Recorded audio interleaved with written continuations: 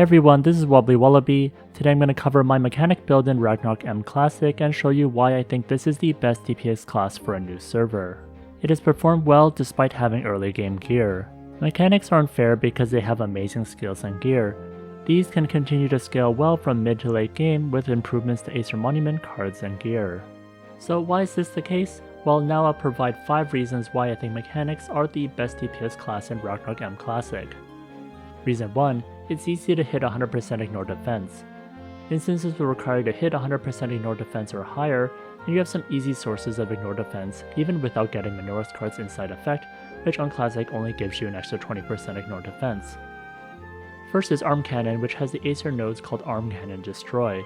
This reduces enemy defense by 10% for 5 seconds, and there are 4 nodes of these. So far I only have enough contribution to unlock 1. In the end, this can give you 40% ignore defense, which is enormous. Then you can combine this with 10% from Axe Mastery, 15% from Moon Axe Star Card, 25% from Rosa Bracelet, and 15% from Ancient Cape to give you 105% ignore defense. This can be further improved from the Minora's card's inside effect at 20% ignore defense, but this card will be so high in demand that it will be hard to get. You can also do a gear and chance to get ignore defense, but that's also very rare. Next for reason 2 is high damaging skills. Knuckle Boost does 1040% attack and scales on dex. It can be converted to any element for dealing double damage against certain targets that are inferior to that element, and the Aesir Monument will give you an extra 50% damage to Knuckle Boost. This is a single targeting skill, but it's also good that it's ranged. Next, Arm Cannon also does a ton of damage with 2060% neutral damage. It is locked to neutral, you cannot convert this, and with 40% more Arm Cannon damage from Aesir Monument. The weapon Doomax also adds more arm cannon damage based on the refined level. This skill is an AoE skill, so you have powerful ways to deal with a group of enemies. Again, this is a ranged attack, which I prefer since you can safely stay away from the chaotic front line. Next is reason number 3, insane buffs. Mechanics have a ton of buffs that are great for yourself and your party. Overthrust Max gives 50% damage increase for 5000 Zeny, which is very powerful. Next, Weapon Perfection removes the size penalty for you and your party, otherwise people would need to eat precision alloys to get past this. Weapon penalties can greatly reduce your damage since you can do up to 25 to 50% less damage to the target depending on what weapon you're using.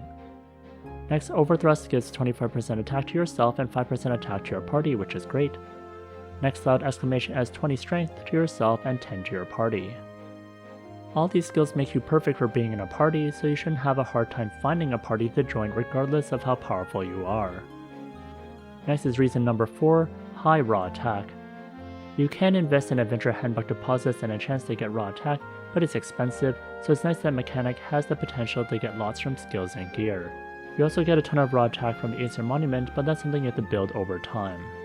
First is Axe Mastery, which gives you 100 raw attack. Next is Meta Gear License, which gives you 150 attack. Next is Weaponry Research, that gives 40. Next, Mechanics are one of the few classes that can wear Saint's Cape. You get 1 point of attack per 200 points of max HP with an upper limit of 1500. This is one of the most unfair attack boosters for early game and scales to the end game as your max HP increases. With sub buffs and 5 stacks of food, I'm able to get 3748 attack, which is pretty nice for my level and gear. Next for reason number 5 is high fire elemental damage.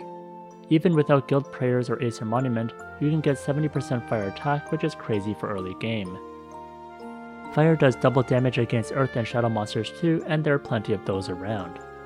Also, if your target has fire reductions, you can bypass this pretty easily early game.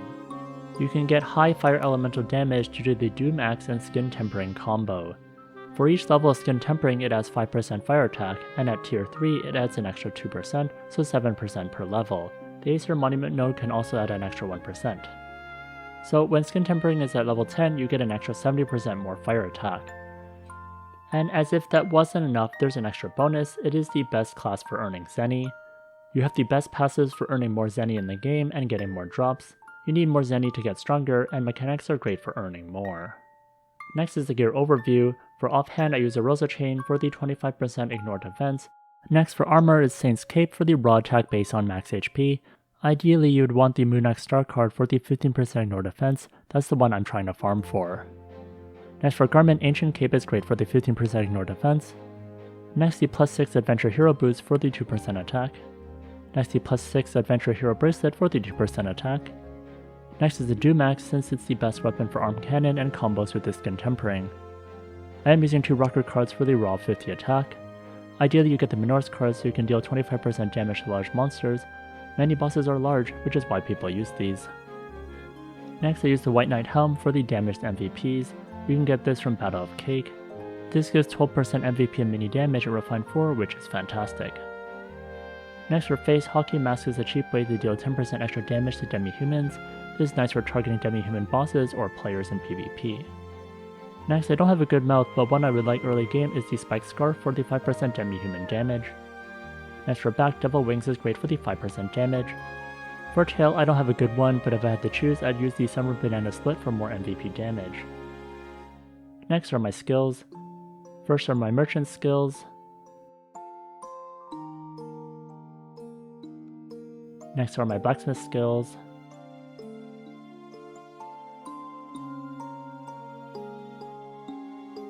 Next, here are my Whitesmith skills.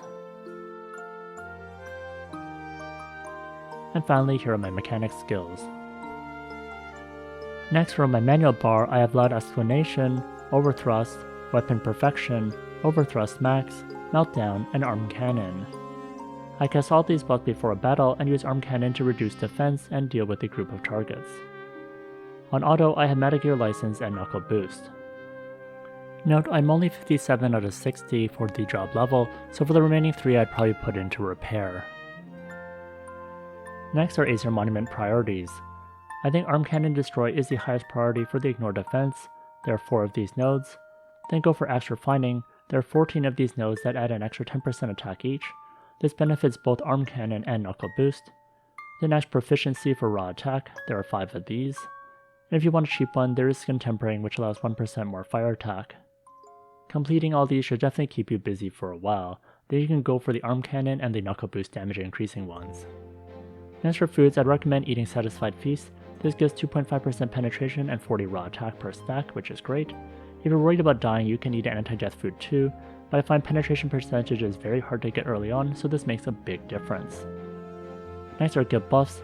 For guild prayers, you can invest in HP for more damage from Saint's Cape and also attack.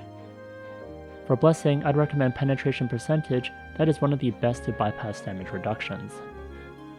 Next are stats and attributes. I maxed Dex first for more Knuckle Boost damage. This is the skill I most spam, so that's why I need it. Then Strength to increase my raw attack. If you worry about dying, you can invest in Vit instead of Strength, and Saint's Cape will increase your damage as your HP increases. With this build I have 3748 attack,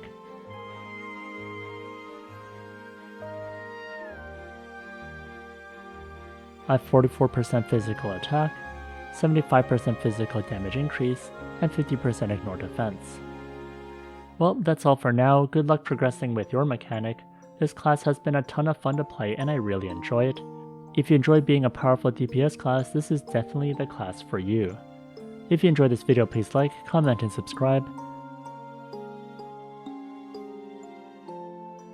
Here's a video that I recommend, and if you want more Ragnarok M Classic videos, check out this playlist over here.